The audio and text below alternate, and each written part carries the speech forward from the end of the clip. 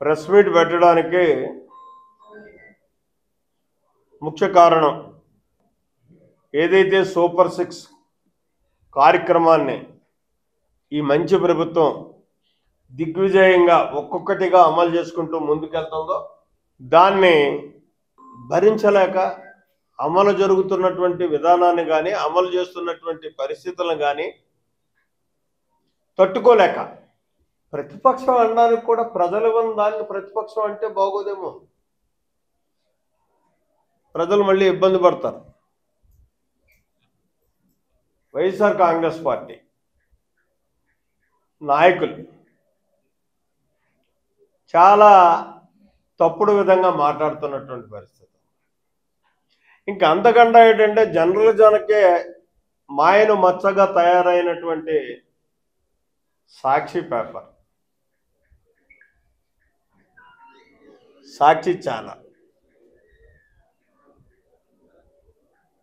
భూతత్వంతో ఎదుగు మరీ తప్పుడు ప్రచారం చేస్తున్నటువంటి పరిస్థితి. నేనేమంటానంటే మంచి చేసినప్పుడు స్వాగతించాలి, చెడు చేస్తుంటే ఈ చెడు చేసేవాడిని నిర్భయంగా చెప్పగలగాలి. అది ఒక నాయకుడికి ఉండే లక్షణం. కానీ పత్రికలకు కానీ మీడియాకు కానీ ఉన్నటువంటి లక్షణం. ఇవాళ నేను ఈనాడు పత్రికలో ఒక వార్త చూశాను.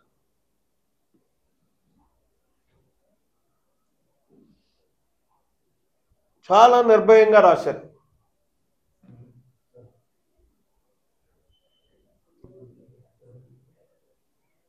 ఇక్కడ ఆ పత్రిక ఎక్కడుందో ఏదో అది ఈనాడులో ఇలా వచ్చిందేంటి అనుకున్నాను. కానీ రావాలి, దట్ ఈజ్ జర్నలిజం. ఎందుకంటే మనకు కావాల్సినటువంటి అవసరాలను ఏలెత్తి చూపెట్టగలిగినప్పుడే, మనం చేయలేనటువంటి పనిని చూపెట్టగలిగినప్పుడే దాని మీద మనం మరింత శ్రద్ధ తీసుకుని ముందుకెళ్ళేటటువంటి పరిస్థితి ఉంటాం. ఆంధ్రజ్యోతిలోనే చూశాను. ఏదైతే పుష్కర ఎత్తిపోతల పథకం గురించి, ఆ నీరు వ్యవహారం గురించి రాసినటువంటి పరిస్థితి. అలాగే రోడ్ల గురించి అక్కడక్కడ ఇప్పుడు మన రామవరం రోడ్డు గురించి చూపెట్టారు. అదే రకంగా ముంపుకు గురవుతున్నటువంటి దీని మీద చూపెట్టారు. ఇవన్నీ చేయాల్సినటువంటి అవసరం ఉంది, చూపెట్టాల్సినటువంటి బాధ్యత ఉంది. ప్రధానంగా జ్యోతుల నెహ్రూ గారు వెళ్ళి రిబ్బన్ కట్టి చేసాడని చెప్పడం గొప్పతనం కాదు. జ్యోతుల నెహ్రూ వెళ్ళకపోయినా సరే అక్కడ సమస్యను గుర్తించి పత్రికలు కానీ మీడియా కానీ చెప్పగలగాలి. అదే మన మిత్ర పేపర్ని కూడా తిరిగేసి చూశాను. ఎక్కడ ఆ వార్త అయితే ఎవరైనా రాయొచ్చు, కనపడలే. మరి నాకు దురదృష్టం. సరే, అది విధానం. ఇక్కడ నేను క్లియర్గా చెప్పబోయేది ఏంటంటే, చాలామంది పెద్దలు వైఎస్ఆర్ కాంగ్రెస్ పార్టీకి సంబంధించినటువంటి నాయకులు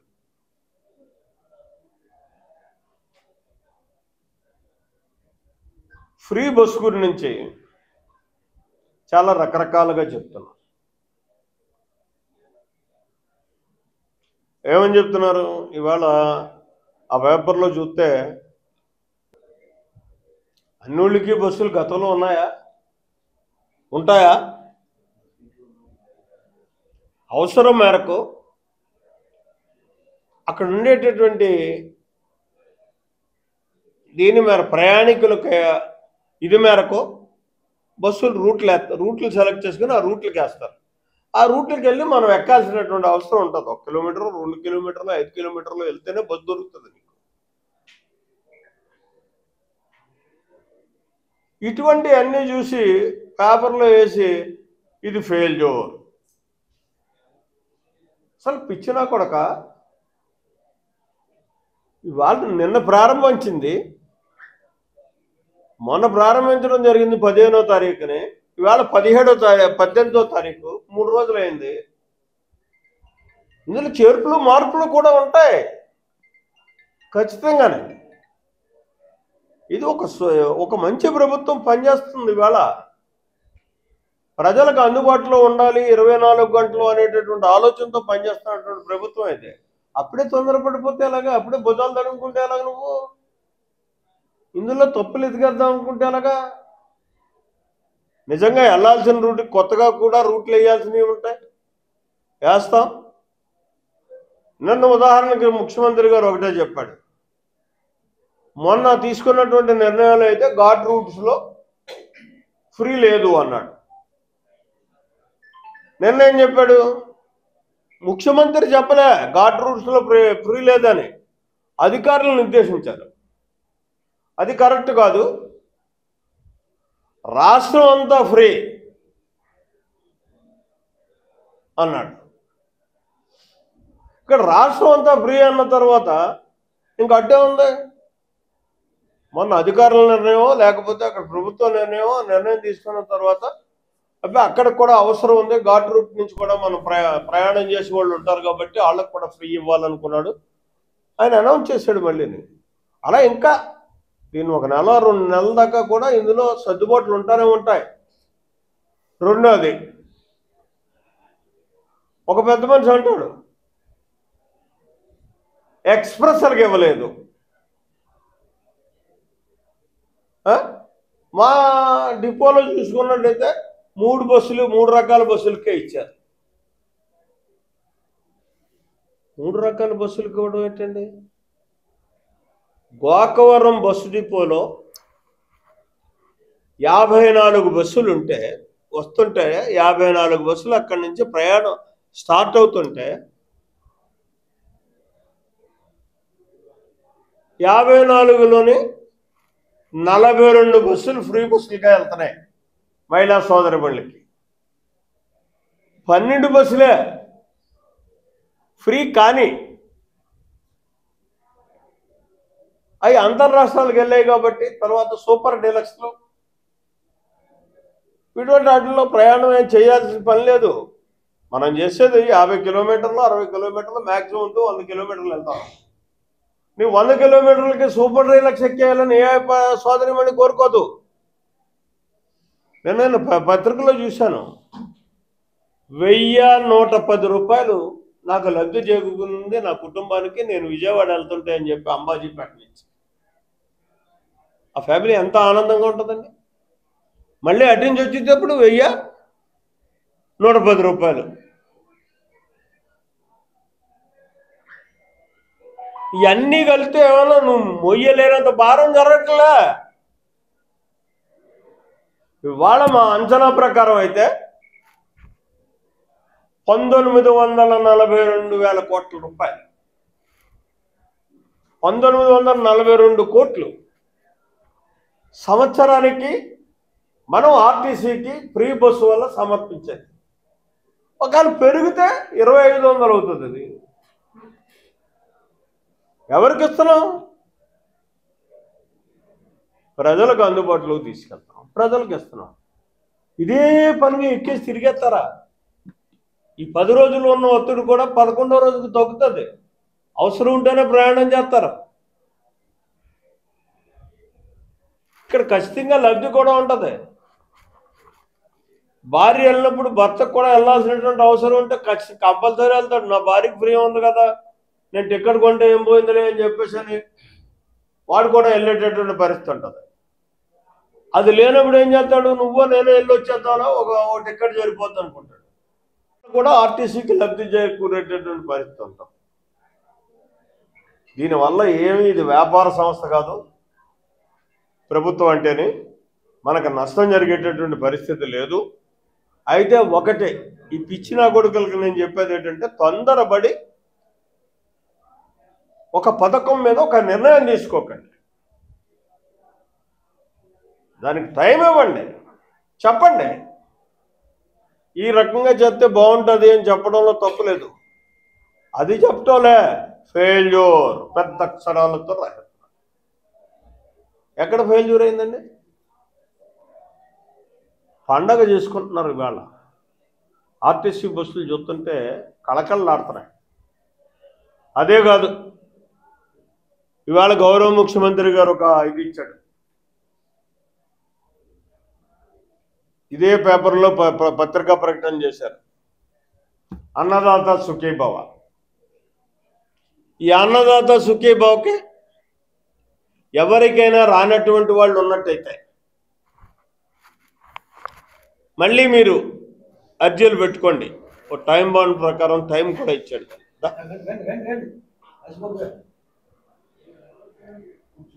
అది త్రికరణ శుద్ధి అయినటువంటి ప్రభుత్వం చేసేటటువంటి కార్యక్రమం. అయిపోయింది, దాంతో ఇంక మాకు పని అయిపోయింది అన్నదే. అలాగే అమ్మకు వందనం, తల్లికి వందనం, దానికి ఒక టైం ఇచ్చాం. ఎవరికైనా రానోళ్ళు ఉన్నట్టయితే మళ్ళీ రెట్టిఫై చేసుకోండి. అందరికీ చెందాలనేటటువంటి తపంతో పనిచేస్తున్నటువంటి ప్రభుత్వం ఇది. కాబట్టే ఓ టైం బాండ్ అమలు చేసేసాం, మా అమ్మ అయిపోయింది అని చెప్పి చేతులు దులిపెట్టలే. ఎవరికైనా అందనోళ్ళు ఉన్నట్టయితే అర్హత ఉంది, వాళ్ళకి అందించేటటువంటి ప్రయత్నం చేస్తున్నాం. ఇది నిజమైనటువంటి సంక్షేమ ప్రభుత్వం అని చెప్పక తప్ప. ఇంకా జగన్మోహన్ రెడ్డి గారు మాట్లాడే విధానం కానీ తీరు కానీ చూస్తే నేను పులివెని సాగుతోటి ఏం మాట్లాడుతున్నాడో కూడా తెలియనటువంటి పరిస్థితి.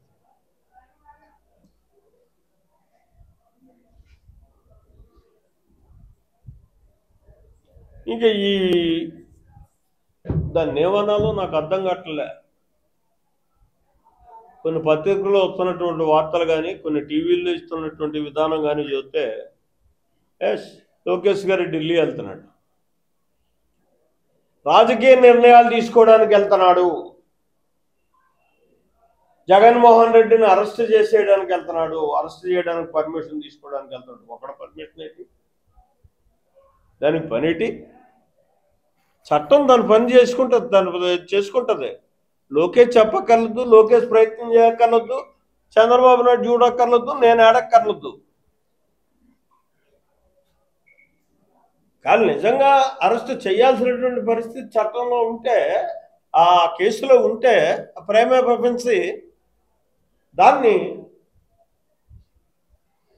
చట్టం దాని పని ఆయన చేసుకుంటూ వెళ్తుంది. ఇప్పుడు దాకా అరెస్ట్ చేసిన 40 మందో 50 మందో ఉన్నారు కదా, వాళ్ళందరినీ ఎలా చేశారో అలాగే జగన్మోహన్ రెడ్డిని చేస్తారు. దాని గురించి ఎక్కడికో వెళ్ళి పర్మిషన్ తీసుకోవాల్సిన పని ఏంటి? అతను వెళ్ళలేదు, ఎందుకు వెళ్తున్నాడు? ఇవాళ చాలా క్లియర్గా చెప్పాడు కదా, పలానా మంత్రిని కలుస్తాను, పలానా మంత్రిని కలుస్తాను, పలానా మంత్రిని కలుస్తాను. 4-5 మంత్రులు కలిసి అక్కడ ఉన్నటువంటి పరిస్థితుల మీద, మనకు కావాల్సినటువంటి అవసరాల మీద మాట్లాడుతాను అని చెప్పేసి అతను క్లియర్గా వెళ్తున్నాడు. జగన్మోహన్ రెడ్డి లాగా ముడుచుకుని వెళ్ళా.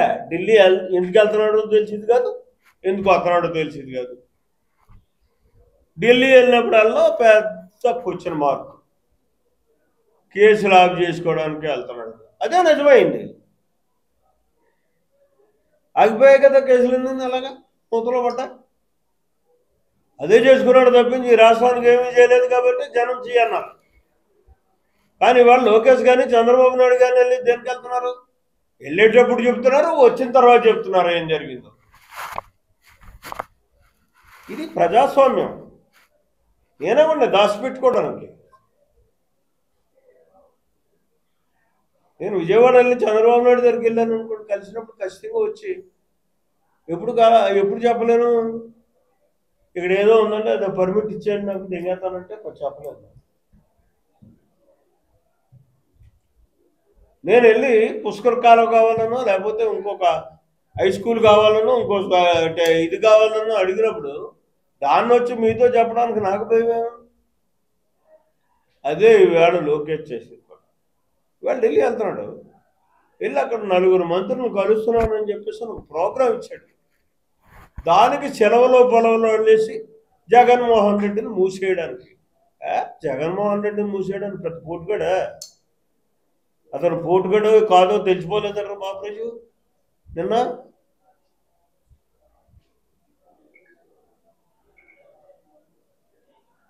అతను మూసేవాల్సి వస్తే మూసేసి వాళ్ళు మూసేస్తారు.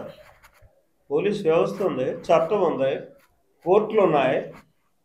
అవి చేస్తాయి తప్పించి నేనేమన్నా చేయడానికి నాకు పని ఏంటి?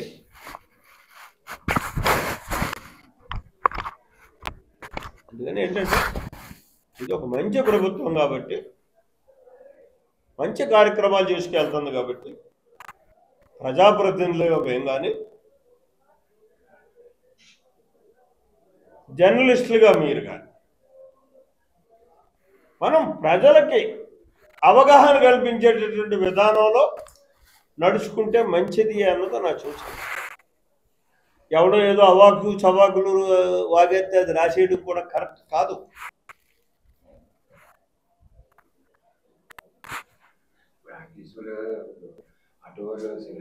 లబ్ధి చేకూరినప్పుడు సమాజానికి ఓ 10% నష్టం జరుగుతుంది. ఆ 10% నష్టం జరగకుండా చూసేటటువంటి బాధ్యత ఈ మంచి ప్రభుత్వానికి. దానికి కూడా చంద్రబాబు నాయుడు గారు చెప్పడం జరిగింది, నేను వాళ్ళకు కూడా నష్టం జరగకుండా ఒక మంచి ప్రోగ్రాం ఇస్తాను అని చెప్పాడు. అది చేయబోతున్నాం. తాత్కాలికంగా ఆదుకోవాలని చెప్పేసి మన నియోజకవర్గంలో అయితే మన జ్యోతుల నెహ్రూ ఫౌండేషన్ ద్వారా ఈవేళ 2000 మందికి దరిదాపుల్లో ఆటో వాళ్ళకి 25 కేజీల బియ్యం రేపో ఎల్లుండో ఇవ్వడం జరుగుతుంది.